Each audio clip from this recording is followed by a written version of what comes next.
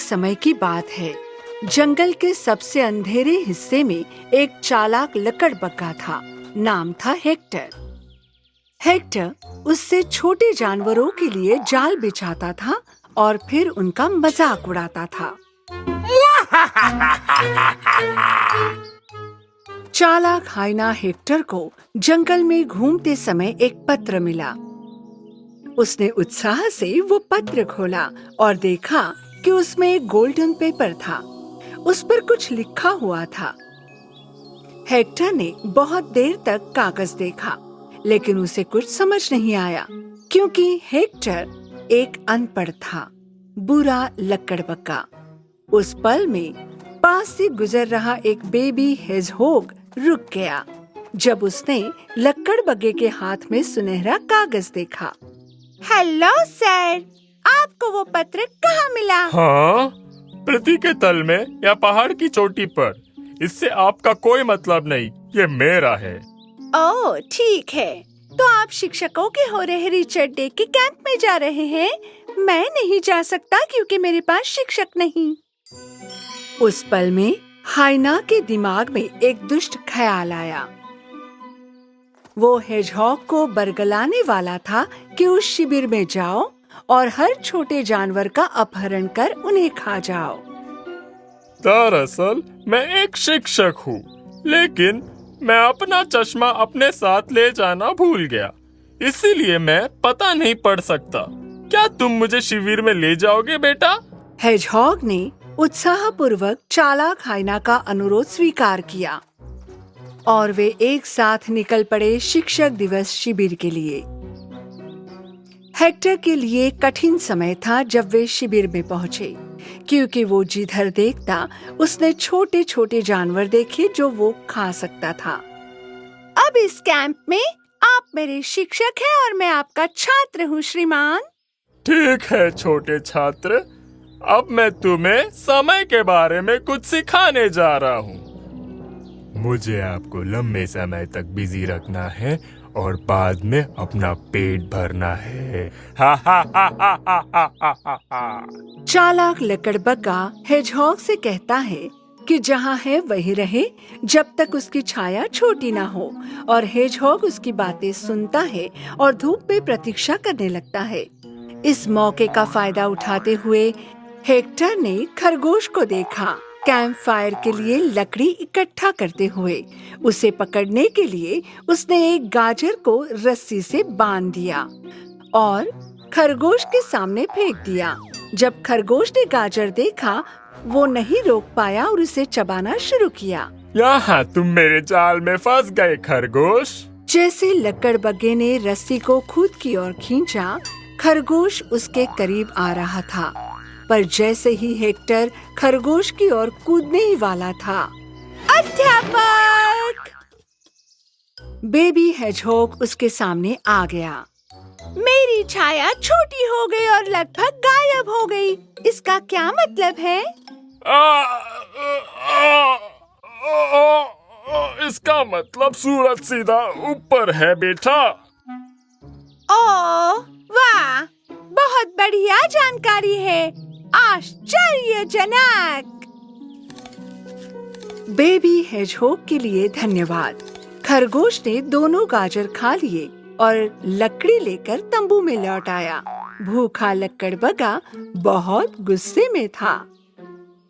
बेटा, मैं तुम्हें एक और बात सिखाऊंगा, मेरी बात ध्यान से सुनो। इस बार लकड़बग्गा हेजहॉग को एक गिरे हुए पेड़ के पास ले आया। उसने उससे लॉक पर रिंग्स गिनने को कहा। हाथी ने उत्साह से इसे स्वीकार किया और रिंग्स गिनने लगा। लेकिन यहाँ तो बहुत सारी रिंग्स हैं, संख्या अनंत है। ओह! चालाक हाइना हेक्टर हेजहॉग को छोड़कर अपने रास्ते निकल गया। ठीक आगे उसने 3 मेमनों को देखा जो नाच रहे थे, मजे कर रहे थे। और अब मुझे कुछ स्वादिष्ट मिलेगा। हा हा हा हा हा हा हा हा हा। लकड़बग्गे ने अपने आप को मेमने जैसा बना लिया, खुद पर बहुत सारे रुई के टुकड़े चिपकाकर। इस प्रकार वो भेड़ के बच्चों के साथ घुल मिल गया।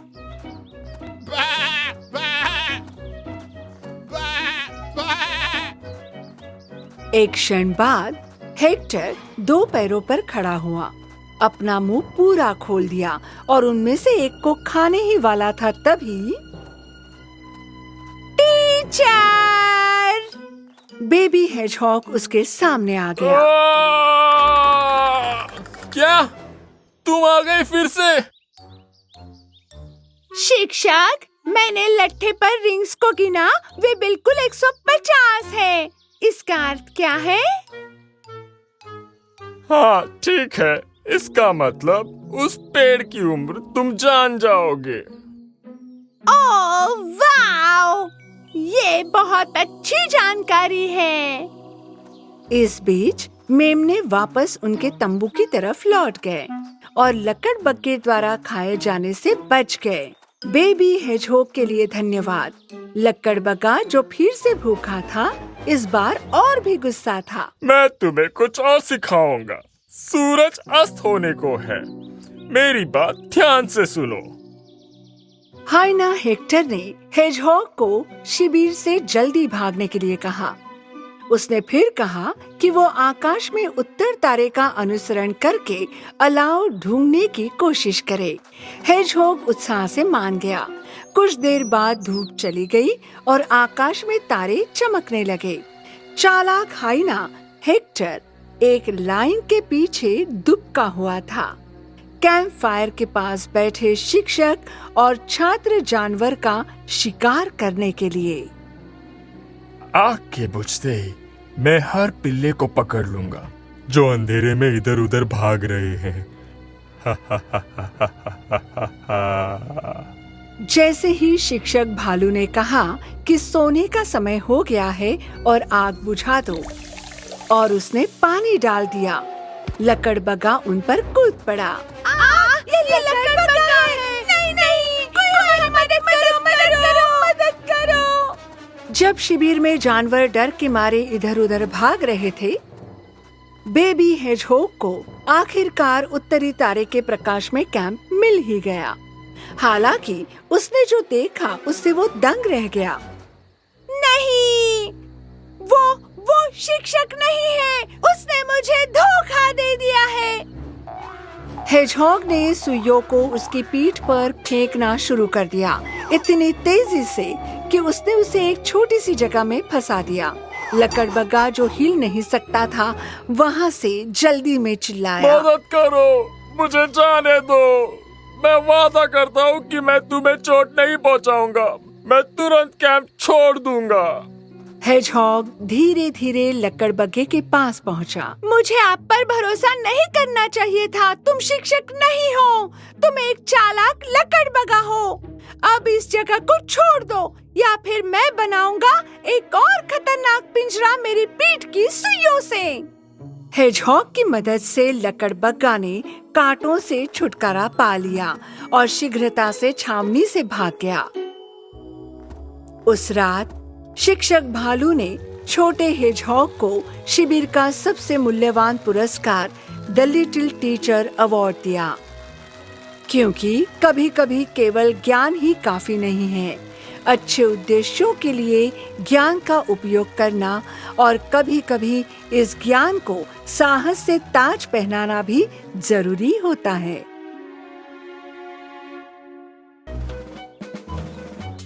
तीन छोटे खरगोश जंगल से जा रहे थे। उन्हें एक बड़ा गाजर मिला। बहुत खूब, ये देखो, मैंने इसे पहले देखा। मैंने इसे पहले देखा। ये गाजर मेरा है, मुझे परवाह नहीं। लेकिन मैंने भी गाजर देखा।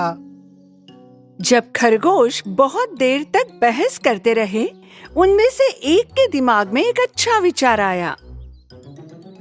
इस जंगल से दूर तक एक दौड़ लगाते हैं। जो पहले आएगा उसे ये गाजर मिलेगा। लेकिन वे फैसला नहीं कर सके कि उन्हें कौन सी रेस लगानी चाहिए। मैं बहुत अच्छा दौड़ता हूँ। और मैं बहुत अच्छा कूदता हूँ। उस समय बूढ़ा भेड़िया जैक, जो जंगल में भूखा घूम रहा था, जब उसने आवाज सुनी तो वो तुरंत झाड़ी में छिप गया। मैं इतना भूखा हूँ कि एक साथ इन तीनों खरगोशों को निगल लूंगा तो मेरा पेट भर जाएगा। ठीक है, पहले रनिंग रेस करते हैं। जैसे ही बूढ़े भेड़िए को पता चला कि ये रेस गाजर के लिए हो रही है, तुरंत थोड़ा आगे गया और रेस के रास्ते पर उसने एक गड्ढा खोद दिया और उसे पत्तों से ढक दिया। मेरे जाल से कोई खरगोश नहीं बच सकता, हा हा हा। थोड़ी देर बाद 3 खरगोशों ने रनिंग रेस शुरू की। सब एक दूसरे के पीछे दौड़ने लगे। ये बताना मुश्किल था कि कौन आगे था और कौन पीछे। बड़ा बुरा भेड़िया जैक, जिसने खरगोशों को अपने जाल की तरफ भागते देखा, वो उत्सुकता से देखने लगा। तुम तीनों उस गड्ढे में गिर जाओगे, हा हा हा। लेकिन खरगोश जाल के ऊपर से इतनी तेजी से निकल गए कि उनके पीछे धूल का एक बड़ा बादल छा गया। भेड़िए ने आकर जब उसका जाल देखा तो उसे बड़ा आश्चर्य हुआ, क्योंकि जाल अभी तक वैसे के वैसा था। हाँ, खरगोश मेरी जाल में क्यों नहीं गिरे? जैक ने जाल को नियंत्रित करने के लिए पत्तों पर एक छलांग लगाई। 2 छलांग और तीसरी बार वो खुद गड्ढे में गिर गया। नहीं, मैं तो अपने जाल में खुद ही फंस गया। जब भेड़िया गड्ढे से बाहर निकलने की कोशिश कर रहा था, 3 छोटे खरगोश कूदने की रेस के लिए तैयार थे। याद रखना, हमें कूदना है, गाजर की तरफ अपनी छलांग लगानी है। जैसे ही दौड़ शुरू होने वाली थी, दूसरे खरगोश के पैर में कांटा लग गया। मैं इस कांटे के साथ नहीं कूद सकता। जब खरगोश के दोस्त उसकी मदद कर रहे थे, तब दुष्ट भेड़िया जैक ने गाजर के संकेत की दिशा बदल दी। हाँ हाँ हाँ, दलदल में कूदो और मैं तुम्हें बड़े चाव से खाऊंगा, तुम छोटे प्यारे खरगोश। हाँ।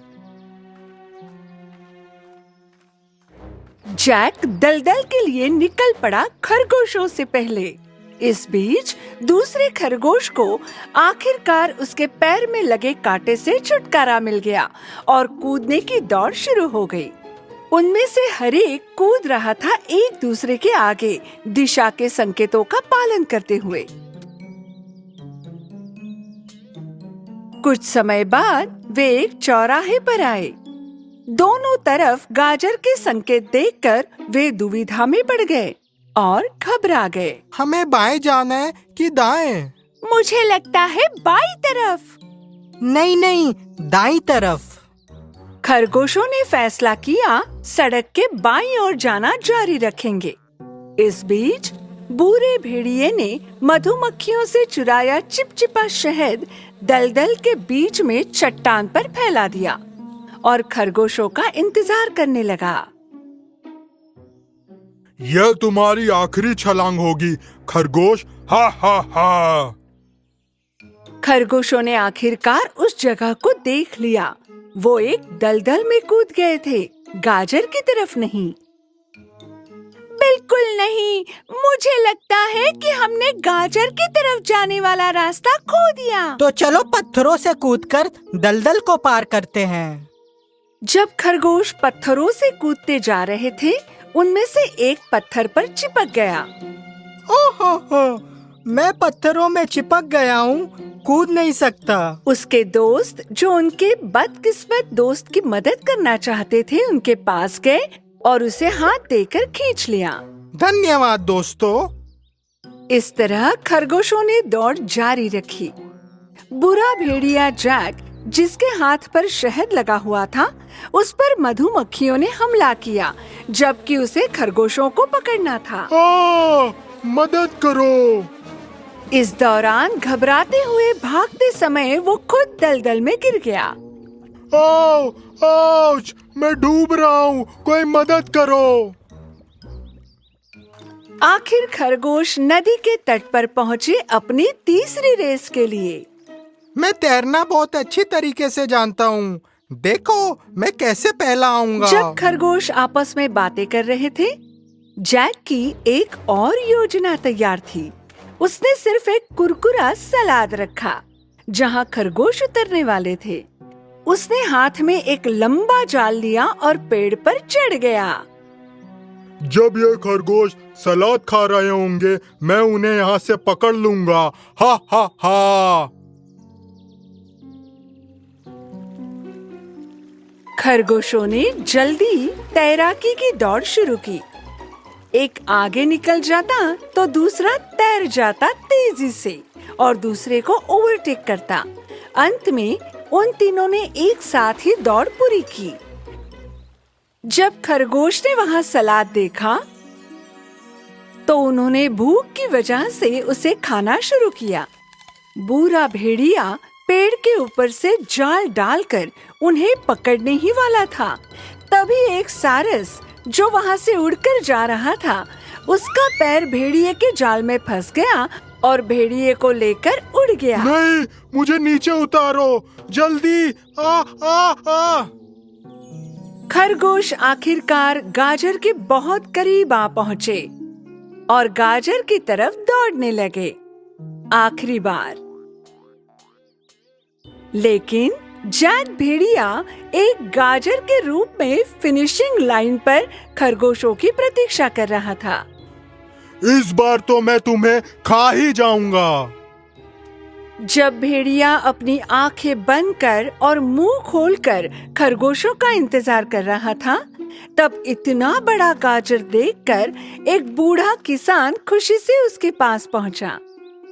वाह, ये गाजर को देखो कितना बड़ा है। किसान को इसकी भनक तक नहीं लगी कि जो गाजर वो कंधे पर लिए हुए जा रहा था, वो वास्तव में गाजर के रूप में भेड़िया था। मुझे छोड़ दो, मैं गाजर नहीं हूँ, मैं बुरा भेड़िया हूँ, एक खराब वुल्फ। दौड़ के अंत में खरगोश अंतिम रेखा पर पहुंच गए एक ही समय पर।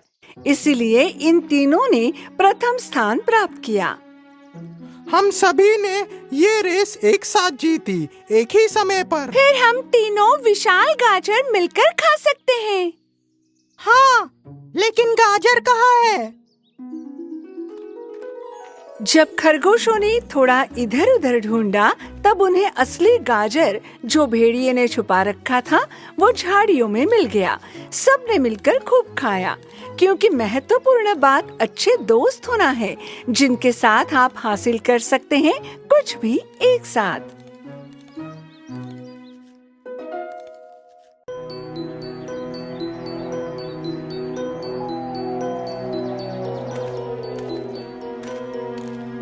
माँ, देखो हमारे पास एक पत्र है। अरे हाँ, ये तो तुम्हारे लिए है मेरे छोटे पांडा। इस पर तुम्हारा नाम लिखा है। ये बेबी पांडा के लिए पहला निमंत्रण पत्र था और वो बहुत बहुत उत्साहित था। लेकिन उसके उत्साह में उसने ध्यान भी नहीं दिया कि शरारती बच्चा भेड़िया उन्हें सुन रहा था खिड़की के पीछे से। मैं सोच रहा हूँ कि उस पत्र में क्या लिखा है। सबको पत्र मिलते हैं, लेकिन मुझे कभी नहीं मिलते। बहुत अच्छे, ये निमंत्रण पत्र है। अच्छा बताओ तो जंगल में कौन आ रहा है? एक गुब्बारे बेचने वाला भालू? नहीं। जोकर तोता? नहीं, एक आइसक्रीम वाला जिराफ। Hurray, hurray, hurray! तो एक हिम मानव जिराफ। अब मैं बताऊंगा कि मुझे आमंत्रित ना करने का क्या नतीजा होता है। जब सूरज पूरे शिखर पर चमक रहा था, तब सब बच्चे जानवर जो आइसक्रीम खाना चाहते थे, बांस के पेड़ों के पास इकट्ठे हुए। और आइसक्रीम वाले जिराफ का इंतजार करने लगे, लेकिन कोई नहीं आया। मैं इंतजार करके थक गया हूँ। कब आएगा ये आइसक्रीम वाला जिराफ? वैसे निमंत्रण पत्र पर यही पता दिया हुआ था ना, है ना? हाँ, हम सही जगह पर इंतजार कर रहे हैं, बिल्कुल यही। थोड़ी देर बाद आइसक्रीम वाला जिराफ बच्चे जानवरों के पास आया, पर अफसोस उसके पास कोई आइसक्रीम वाली गाड़ी नहीं थी। आप लोगों को इंतजार करवाने के लिए क्षमा चाहता हूँ, लेकिन मेरी आइसक्रीम की गाड़ी खो गई थी। आज सुबह मैंने अपनी गाड़ी में स्ट्रॉबेरी, कोको और वनीला आइसक्रीम डाली और सड़क पर निकला, पर जब मैं चलकर थक गया तो मैंने नदी किनारे एक सेब के पेड़ के नीचे आराम करना चाहा और मैं उन सेबों को खाने लगा। मैं बस निकलने ही वाला था, लेकिन सोचो मैंने क्या देखा। मेरी आइसक्रीम की गाड़ी चली गई थी।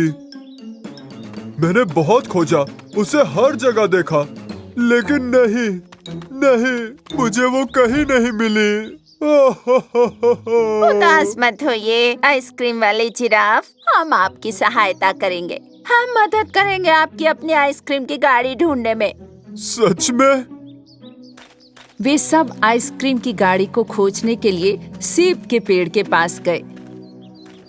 उस समय शरारती भेड़िया, जिसने आइसक्रीम गाड़ी को छिपाया था, अपनी ही मांद में जोरों की भूख के साथ सभी आइसक्रीम को खाने लगा। यम यम यम। ये सारी मेरी है। अब सिर्फ मैं ही आइसक्रीम खाऊंगा। बेबी पांडा, जो आइसक्रीम गाड़ी का पीछा कर रहा था, उसने अपने दोस्तों को जमीन पर टायर की पटरियों के निशान दिखाए, एक मैग्नीफाइंग ग्लास से। यहाँ पर है आइसक्रीम गाड़ी के निशान, इस तरफ चलो आओ। हालांकि थोड़ा आगे पहुंचकर ये चेन समाप्त हो गई, क्योंकि वहाँ लंबी घास उगी हुई थी।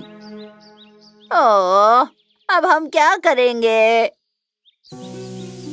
दोस्तों, मुझे खुशबू आ रही है, क्या तुम्हें भी आ रही है?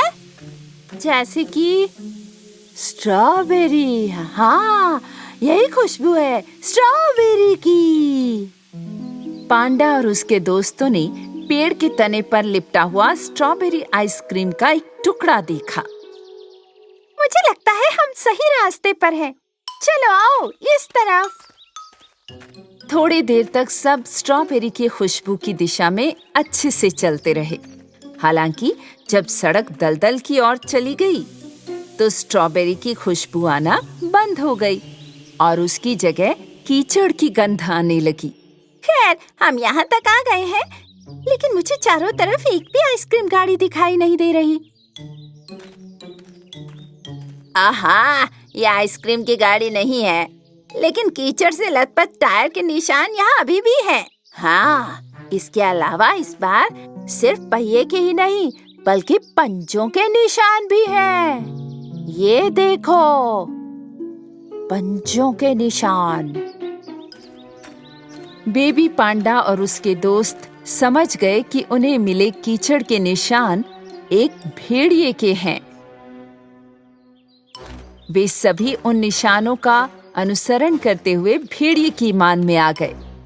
लोमड़ी ने कहा कि आइसक्रीम गाड़ी को ढूंढने के लिए उनमें से एक को अंदर जाना होगा। लेकिन मैं बहुत डरा हुआ हूँ। नहीं नहीं नहीं, मैं नहीं कर सकता। मैं भी बहुत डरा हुआ हूँ, मैं नहीं कर सकता। हाँ, मैं कर सकता हूँ। पांडा ने पूरी हिम्मत जुटाई और भेड़िए की मांद की ओर चल दिया। ये एहसास होते ही कि कोई आ रहा है, वो शरारती बच्चा भेड़िया तुरंत जोर से चिल्लाया और डराने की कोशिश की। ये कौन है? अंदर मत आओ, मैंने जाल बिछाया हुआ है। अगर तुम अंदर आओगे तो मैं तुम्हें खा जाऊंगा। भेड़िए की आवाज से पांडा को पता चल गया कि वो बहुत बीमार था। सो वो निडर होकर उसके पास गया और देखा कि उसने सारी आइसक्रीम खा ली है। ओह, तुम तो बहुत बीमार हो भेड़िए। मैं बीमार नहीं हूँ, सारी आइसक्रीम मेरी है, ठीक है? पांडा ने भेड़िए को मुश्किल से मनाया और उसे बाहर लेकर आया। बाकी सब जानवर और जिराफ भेड़िए को इतना बीमार देखकर बहुत हैरान हुए। उन्होंने तुरंत उसे एक सूरज से गर्म हुए पत्थर के पास बिठाया।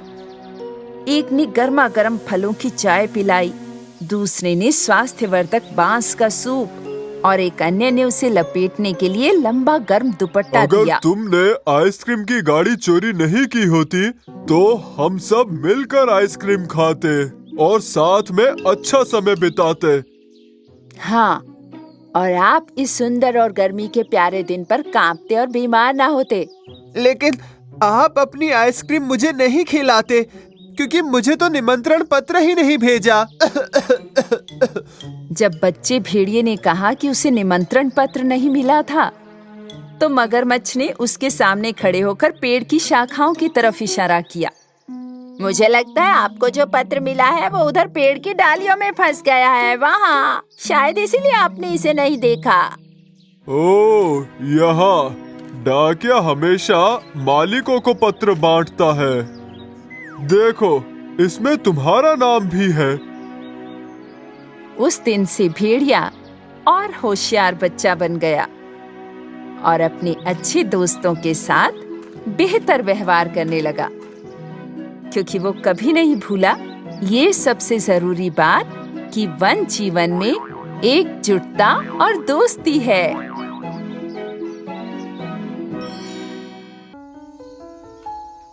दूर देश में लंबे लाल बालों वाली एक राजकुमारी रहती थी। इस राजकुमारी के पास एक सुंदर फूलों का बगीचा था। खासकर लाल गुलाब राजकुमारी को बेहद खुशी दे रहे थे। शाम के समय जब देश में लोग सोने के लिए बिस्तर पर जाते, रोज राजकुमारी महल की बालकनी से बाहर जाती और 3 बार ताली बजाती। इस आवाज को सुनकर एक नन्ही सुनहरी चिड़िया गुलाब राजकुमारी के हाथ में उड़ जाती और उसी क्षण राजकुमारी के बाल चमकने लगते। प्यारा पक्षी खूबसूरती से गाना शुरू कर देता और राजकुमारी अपनी मखमली आवाज में एक लोरी गाती।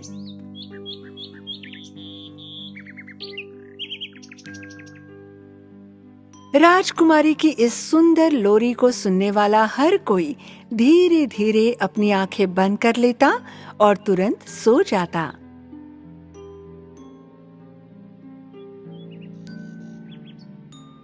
मीठे सपने और शुभ रात्रि मेरे देश के खूबसूरत लोगों।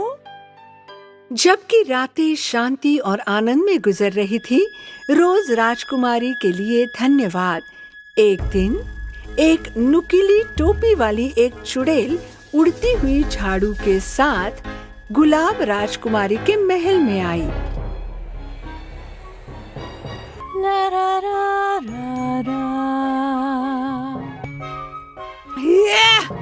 मैं अब इस राजकुमारी का गाना नहीं सह सकती, मैं तंग आ गई हूँ। जादू करने वाली चुड़ैल ने राजकुमारी पर एक दुष्ट जादू डालने का फैसला किया। अलकाजम, पलकाजम, गुलाबों को मुरझाने दो, गुलाब राजकुमारी को चुप रहने दो। उस समय राजकुमारी के बाल कोयले की तरह काले हो गए।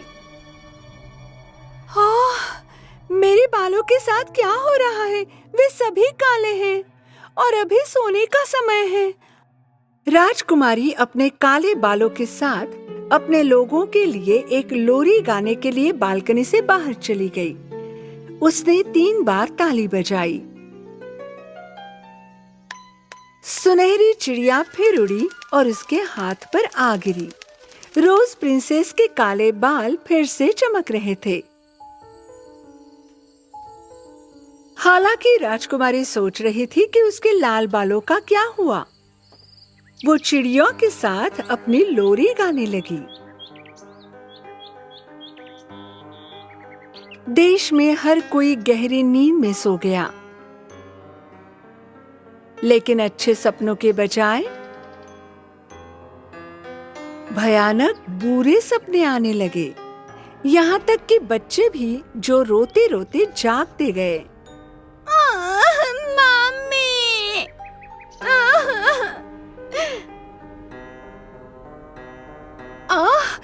मैंने बहुत डरावना सपना देखा। मैं अब रात को सोना नहीं चाहता। मुझे बहुत डरावने सपने आते हैं। हाँ, मुझे भी।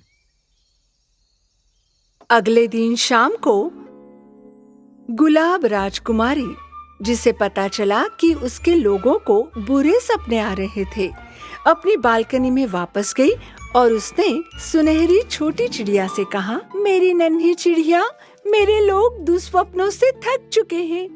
सुबह होने से पहले उनके सपनों को ठीक करने में मेरी मदद करो। गुलाबों को आपके बालों में मुस्कान लाने दे। Tweet tweet tweet. गुलाबों को आपके बालों में मुस्कान लाने दे। Tweet tweet tweet. गुलाब लाओ मेरे बालों में मुस्कान। पक्षी की सलाह से राजकुमारी ने एक बड़े टब में पानी भर दिया। उसने उसमें एक मुट्ठी लाल गुलाब की पंखुड़ियां डाल दी। पानी लाल हो गया। राजकुमारी ने इस जल में अपने बाल डुबो दिए। उस क्षण बाल लाल हो गए। आहा!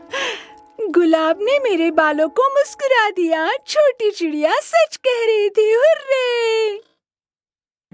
उस रात जब राजकुमारी ने एक लोरी गाई तो देश में हर कोई शांति से सोया और सुंदर सपने भी देखे। जब चुड़ैल को पता चला कि गुलाब राजकुमारी पर जो उसने जादू किया वो टूट गया, उसने गुस्से में एक बार फिर श्राप दिया। अलकाज़म पलकाज़म, गुलाब को मुरझाने दो, गुलाब राजकुमारी को चुप रहने दो। फिर उसने देश के सभी गुलाब की कलियों को सुखा दिया और भाग गई।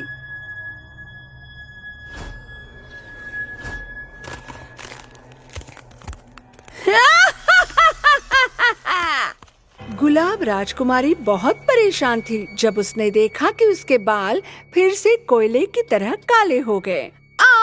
नहीं, फिर से मेरे साथ ये क्या हो रहा है? राजकुमारी ने अपने सहायकों से उसके बालों को ठीक करने के लिए तुरंत गुलाब की पंखुड़ियां लाने को कहा। हालांकि सहायकों को बगीचे या देश में एक भी गुलाब नहीं मिला। अब मैं क्या करूंगी छोटी चिड़िया, मुझे बताओ। गुलाब आपके बालों में मुस्कान लेकर आए। Tweet tweet tweet. लेकिन पूरे देश में एक भी गुलाब नहीं है। रुको, मत जाओ। गुलाब राजकुमारी इतनी परेशान थी कि वो जोर जोर से रोने लगी। उसकी आंखों से बहते आंसू जमीन पर गिर पड़े। उस समय महल के बगीचे से एक युवा और सुंदर व्यक्ति गुजर रहा था। जब इस युवक ने आंसुओं को जमीन पर गिरते देखा तो उसने अपनी जेब से एक बक्सा निकाला और उसमें बालों की एक पतली लाल लट थी। युवक ने लाल बालों की लट को आंसुओं में जमीन पर छोड़ दिया। लाल बालों का एक लट एक पल में एक चमकदार गुलाब में बदल गया। सुंदर आदमी गुलाब लेकर राजकुमारी के पास गया। राजकुमारी जो पानी से भरे बाथटब के पास उदास खड़ी थी, जब उसने सुंदर आदमी को प्रवेश करते देखा तो वो उत्साहित हुई। तुम मुझे याद हो? हाँ, मैं तुम्हारे बचपन का दोस्त हूँ। ये फूल तुम्हारे लिए है। कृपया इसे स्वीकार करो मेरी रोज राजकुमारी। राजकुमारी बहुत खुश थी जब उसने देखा कि उसका बचपन का दोस्त उसके लिए लाल गुलाब लाया था। इसके तुरंत बाद उसने गुलाब को टब में फेंक दिया। उसने फिर अपने बालों को पानी में डुबोया और आखिरकार चुड़ैल का श्राप टूट गया। वो कोयले से काले बाल फिर से लाल हो गए। अपनी पुत्री की प्रसन्नता देखकर राजा भी प्रसन्न हुआ। युवक, मुझे बताओ, जब पूरे देश में एक भी गुलाब नहीं बचा था तो तुम्हें ये गुलाब कैसे मिला? ये गुलाब हमारी राजकुमारी के दुख भरे आंसुओं और उसके लाल बालों की लट से बना था, जिसे मैंने बचपन से संभाल के रखा था, मेरे राजकुमार।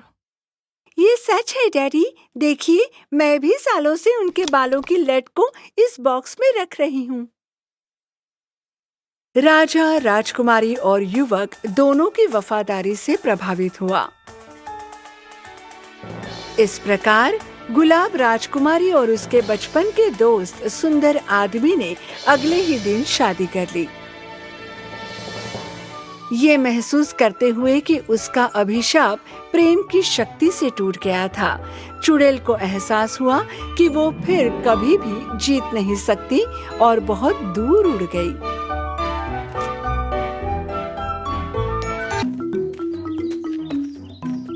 एक दिन एक किशोरी लड़की बटू, जो अपने बूढ़े और बीमार पिता के इलाज की तलाश में थी, जंगल में स्वास्थ्यवर्धक पौधों की तलाश में पेड़ों से अलग अलग फल इकट्ठा करते घूम रही थी।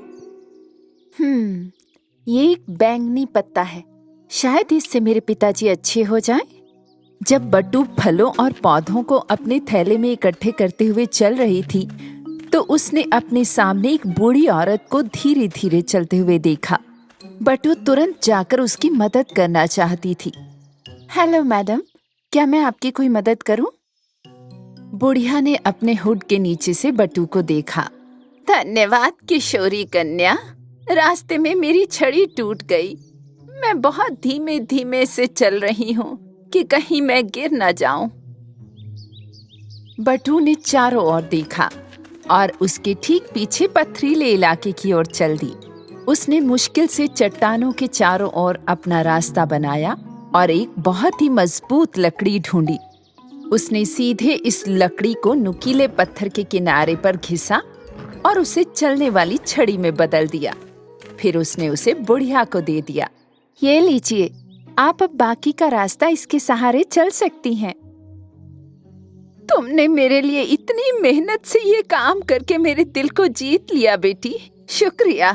पर तुमने ऐसा किसी अजनबी के लिए क्यों किया? मेरे पिता भी बहुत बीमार हैं, इसलिए कोई फर्क नहीं पड़ता कि कौन बूढ़ा या बीमार है, बस सबकी मदद करनी चाहिए। बुढ़िया बटू की इन बातों से बहुत प्रभावित हुई और उसने उसे छोटा सा जादू का डिब्बा दिखाया जो वो अपने हाथ में लिए हुए थी। पर तभी पास से गुजरते हुए एक धनी व्यापारी ने उन्हें देख लिया और वो पेड़ के पीछे छिपने लगा। वो बूढ़ी औरत और जवान लड़की की बातें सुन रहा था। ये जादू का डिब्बा ले लो बेटी और इसे अपने पिता के पास ले जाओ। तुम्हें इससे हमेशा उपचार वाले पोषक तत्व मिलेंगे। शुक्रिया, लेकिन आपको भी इसकी जरूरत है। तुमने मुझे वो दे दिया जिसकी मुझे सच में जरूरत थी, मेरी चलने वाली छड़ी। अब ये जादू का डिब्बा ले लो और इसकी चीजों को उन लोगों से बांटना जिसकी इन्हें जरूरत हो, नहीं तो ये जादू का डिब्बा बेकार है। हाँ, एक जादुई बक्सा? अगर मैं इस जादुई बक्से को बेच दूं, तो मैं बहुत अमीर हो जाऊंगा। बटू ने बूढ़ी औरत से बक्से को ले लिया। जब उसने उसे खोला तो उसने उसमें पानी, रोटी और मुट्ठी भर अखरोट देखे। बूढ़ी औरत धीरे धीरे उसकी नजरों से ओझल हो गई। जब बटू घर जा रही थी, रास्ते में उसे वही चालाक व्यापारी मिला जो उनकी बातें सुन रहा था। व्यापारी ने कहा कि वो बटू से वो बक्सा खरीदना चाहता है। मैं आपको बदले में बहुत सारे पैसे दूंगा और पैसों के साथ आप बहुत कुछ कर सकती हैं। नहीं, मैं इस बक्से की चीजें सिर्फ उन लोगों के साथ बांटती हूँ जिन्हें जरूरत है। तुम्हारा दिन शुभ हो। बट्टू ने चलना जारी रखा अपने घर की ओर। कुछ समय बाद उसे अपने सामने एक बहुत भूखी बकरी दिखाई दी।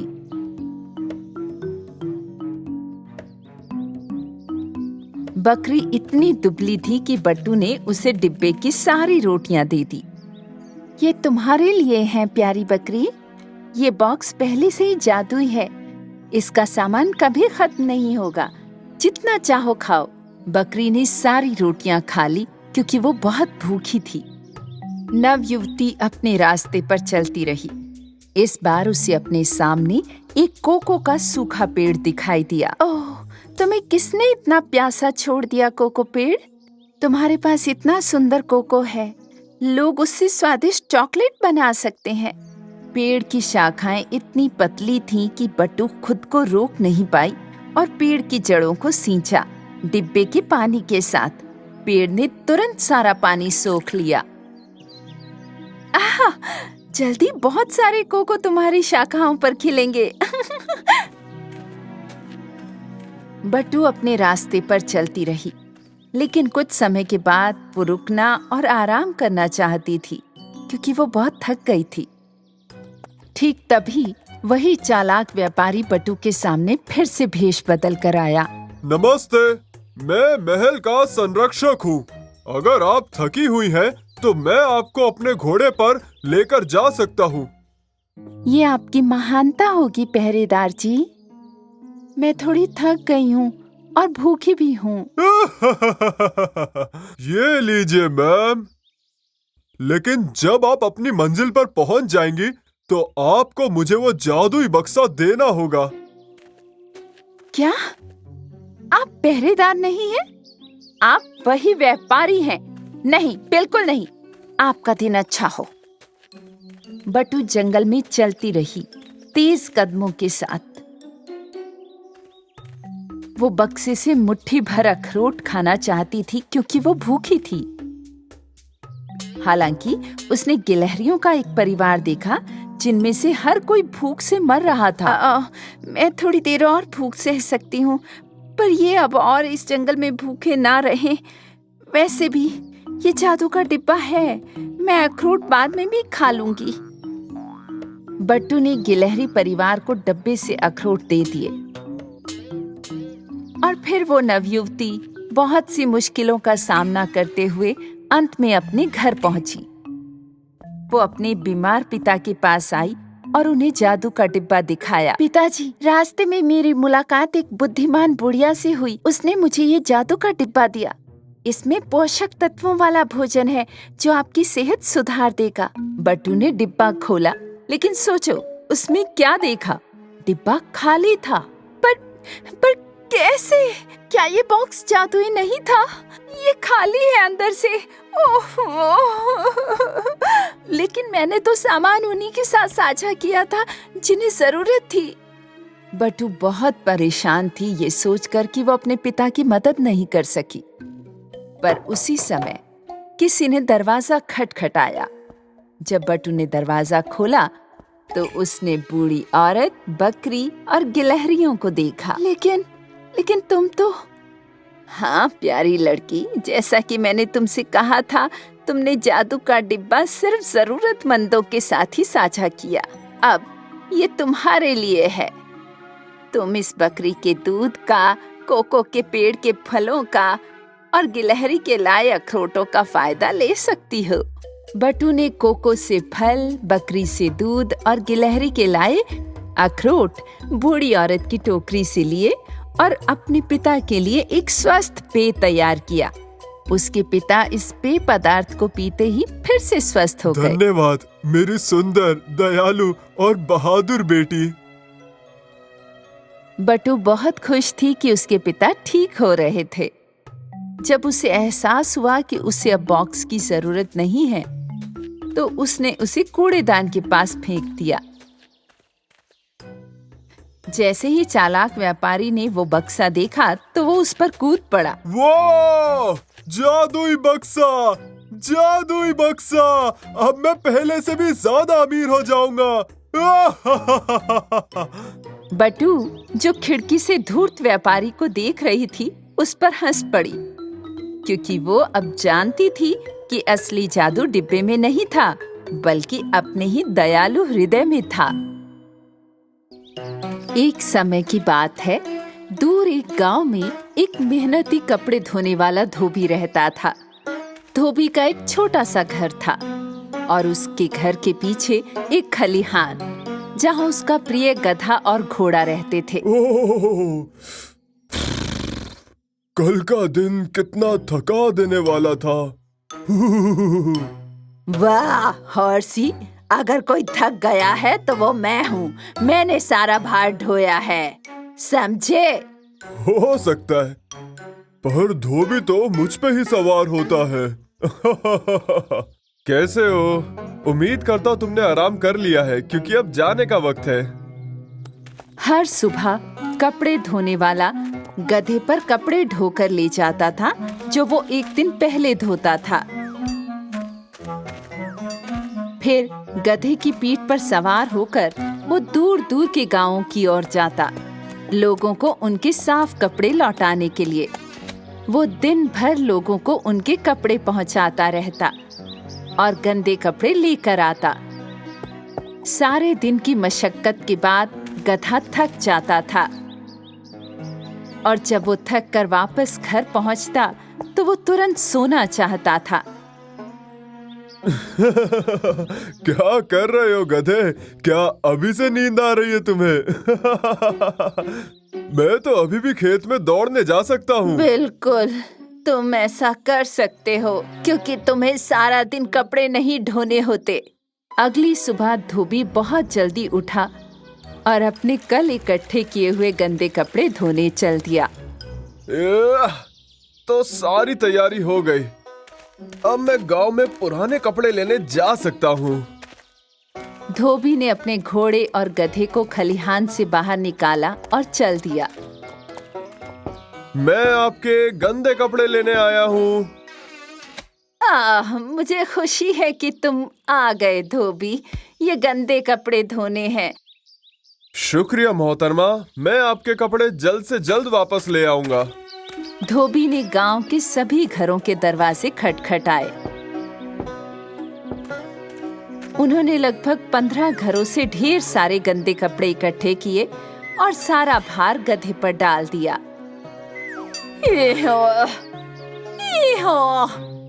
ये बहुत भारी है। उस दिन धोबी गधे को पकड़कर चलने लगा ताकि वो भार से झुक ना जाए, लेकिन गधा जो बहुत थका हुआ था खड़ा नहीं हो सका और सड़क के बीचों बीच बैठ गया। आखिर बात क्या है गधे? तुम बहुत थके हुए लग रहे हो। चलो ठीक है, यहीं पे आराम कर लेते हैं। धोबी आराम करने के लिए एक पेड़ के नीचे लेट गया। अरे, तुम चाहते क्या हो? मुझे बस कहना था कि आज भार बाकी दिनों से ज्यादा है। क्या तुम मेरी थोड़ी मदद नहीं कर सकते? माफ करना गधे, पर गंदे कपड़े उठाना मेरा काम नहीं है। कुछ देर के बाद धोबी जाग गया और वे सब फिर से अपने रास्ते पर चलने लगे। वो कुछ कदम ही चले थे कि अचानक गधा फिर से जमीन पर गिर गया। ओह मेरे बेचारे गधे, मुझे माफ करना, आज मैंने तुम्हें बहुत थका दिया। ये लो, थोड़ा पानी पियो। धोबी ने गधे से सारे कपड़े उतारे और उन्हें घोड़े की पीठ पर रख दिया। अरे नहीं! गधे को आखिरकार राहत मिली, लेकिन इस बार घोड़े का भार उसके लिए बहुत अधिक था। मुझे शुरू से ही आधे गंदे कपड़े घोड़ी की पीठ पर भी रखने चाहिए थे, ताकि सारा वजन बेचारे गधे को ही ना उठाना पड़े। क्योंकि घोड़े ने गधे की मदद नहीं की थी, इसलिए उसे अपनी पीठ पर कपड़े धोने का सारा सामान लेकर जाना पड़ा और खलिहान पहुंचने पर वो कुछ खा भी नहीं पाया, क्योंकि वो थक गया था। आज जाके मुझे तुम्हारे बोझ का एहसास हुआ मेरे प्यारे दोस्त। मुझसे गलती हो गई, मुझे माफ कर दो। अब तुम मेरी तकलीफ समझ सकते हो और साथ देने की अहमियत भी। ही हाँ, ये मत भूलना मेरे प्रिय मित्र। उस दिन से जब भी धोबी के पास बहुत सारे कपड़े होते, वो अपने गधे और घोड़े के बीच भार साझा करता और इस तरह वो कम थके हुए होते और ज्यादा मजा करते। दोनों की जिंदगी अब आसान हो गई थी। सुदूर पूर्व के इलाके में अलादीन नाम का एक गरीब लेकिन दयालु युवक रहा करता था। ये युवक अपनी प्यारी माँ की मदद के लिए कुछ भी कर सकता था और देश के शानदार महल में सुल्तान की एक सुंदर बेटी थी। उसका नाम था जास्मिन। जास्मिन के पास सब कुछ था, लेकिन वो बहुत अकेली थी, इतनी कि महल में उसकी एकमात्र दोस्त रीन नाम की एक छोटी रंगीन हमिंग बर्ड थी। कभी कभी जास्मिन अपना चेहरा घूंघट से ढककर बाजार जाती थी। इस प्रकार वो लोगों के बीच घूम रही थी। एक क्षण के लिए अपना अकेलापन भूल जाती थी। एक दिन अलादीन हाथ में फावड़ा लेकर काम करने के लिए निकला। रास्ते में उसने एक आदमी को कुएं के पास खड़ा देखा। सुनो बच्चे, मेरी मदद कर सकते हो? जी बिल्कुल सर, जितनी मुझसे हो सके। क्या तुम्हें मेरे हाथ में ये सोना दिख रहा है? अगर तुम वही करो जो मैं तुमसे कहता हूँ तो और भी कुछ हो सकता है तुम्हारा। अलादीन उस आदमी की मदद करने के लिए सहमत हो गया। मैंने कुएं में कुछ गिरा दिया है। मैं एक रस्सी नीचे गिराने जा रहा हूँ और मैं चाहता हूँ कि तुम उसे उठाकर मेरे पास वापस लाओ। अलादीन ने कुएं में देखा। वो एक अंधेरा कुआं था जिसका कोई तल दिखाई नहीं दे रहा था। हालांकि वो बहुत डरा हुआ था, फिर भी वो सोने की लालच में रस्सी पकड़कर नीचे चला गया, जिसका उस आदमी ने वादा किया था। जब वो कुएं के तल पर पहुंचा तो उसने अपनी जेब से माचिस निकाली और छोड़ दी। उसी क्षण उसने देखा कि काला कुआं चमचमाते रत्नों से चमक रहा था। बच्चे, वहाँ एक पुराना दीपक है, बस उसे मेरे पास ले आओ। अलादीन को वो पुराना दीपक मिल गया जिसके बारे में वो आदमी बात कर रहा था, लेकिन उसे समझ नहीं आया कि वो आदमी सारे सोने और गहनों में से ये जर्जर दीपक क्यों निकालना चाहता था। फिर उसने रस्सी पकड़ ली और मुश्किल से ऊपर चढ़ना शुरू किया। मुझे दीपक पकड़ने दो ताकि तुम आसानी से बाहर आ सको। जैसे ही अलादीन ने उसके हाथ में दीपक दिया, उस आदमी ने अपने हाथ से रस्सी छोड़ दी। अरे नहीं!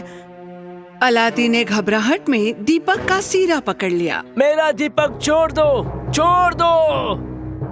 नहीं, बिल्कुल नहीं, नहीं, मैं नहीं छोड़ सकता, मैं गिर जाऊंगा।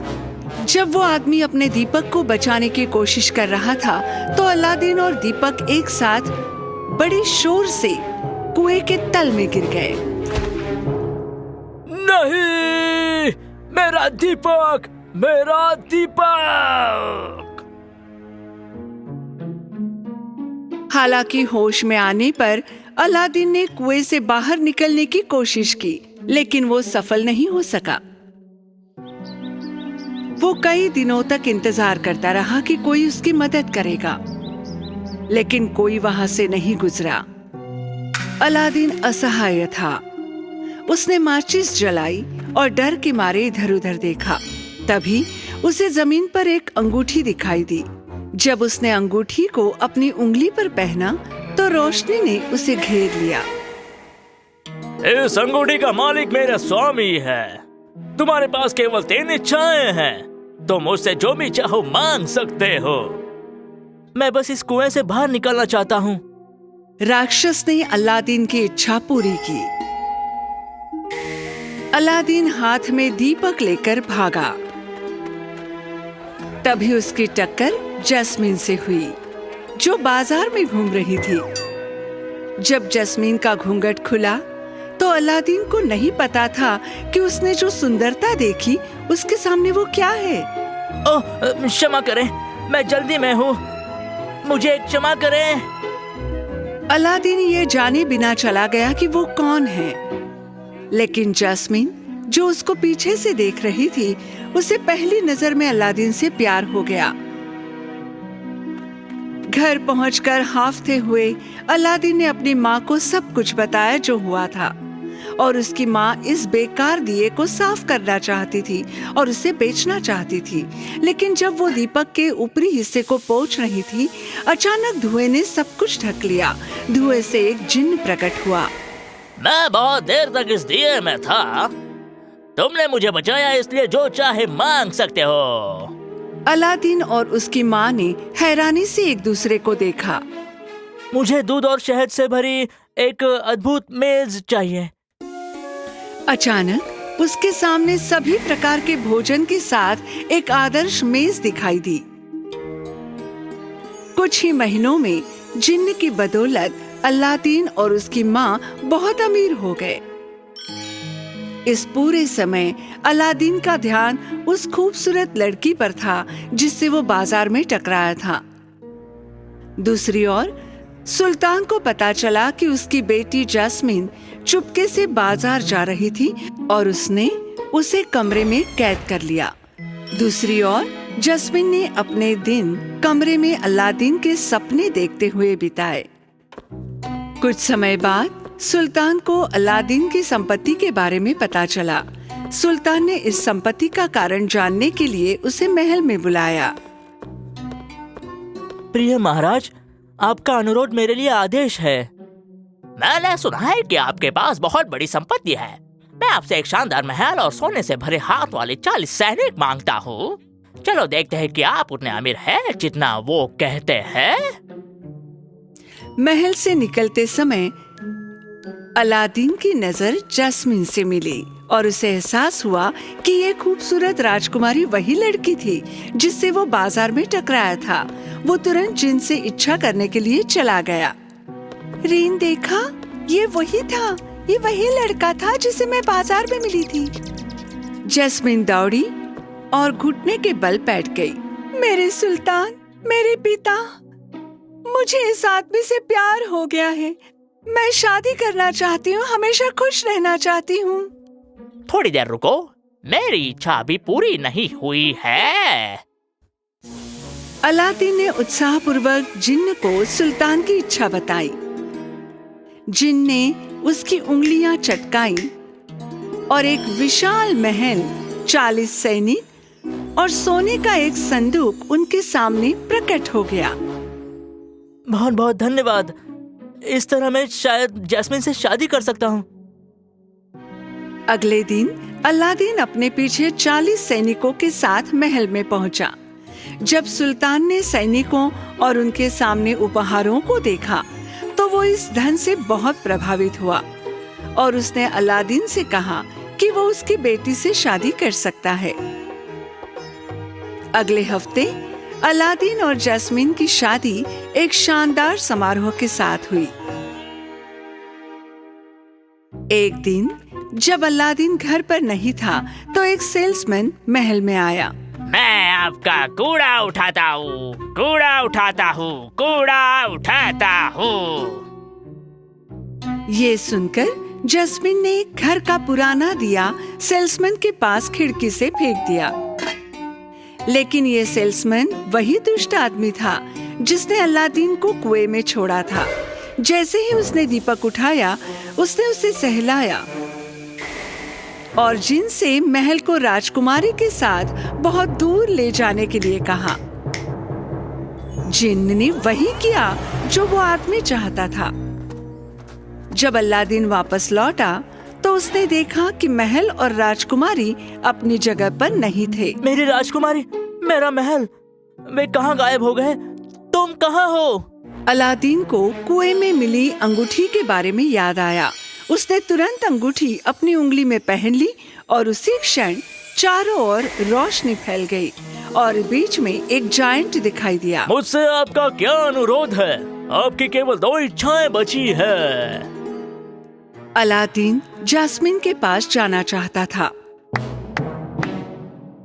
जायंट ने ताली बजाई और अलादीन ने खुद को एक उड़ते कालीन पर पाया। ये कालीन आपको जैस्मिन तक ले जाएगा। दरअसल उड़ता हुआ कालीन उसे रेगिस्तान के बीच स्थित उसके महल में ले गया। अलादीन कालीन से उतरा और कहीं चला गया और उसने देखा कि जैस्मिन बूढ़े आदमी की सेवा कर रही थी और दीपक उस आदमी की गोद में था। अलादीन ने फिर से अंगूठी अपनी उंगली पर रखी और अपनी आखिरी इच्छा जताई। मैं चाहता हूँ कि आप इस खलनायक को एक विशालकाय पक्षी में बदल दे, अभी। जायंट ने ये इच्छा पूरी की और वो आदमी तुरंत एक पक्षी में बदल गया।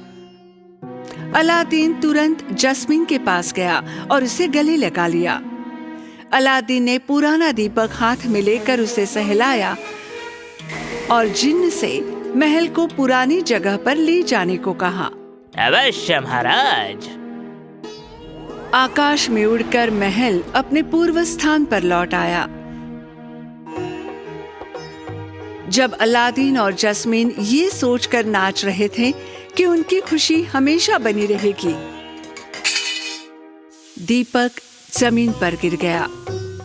उन्हें अभी तक पता नहीं चला कि जिन्न दीपक से टूटे हुए किनारे से निकल गया है।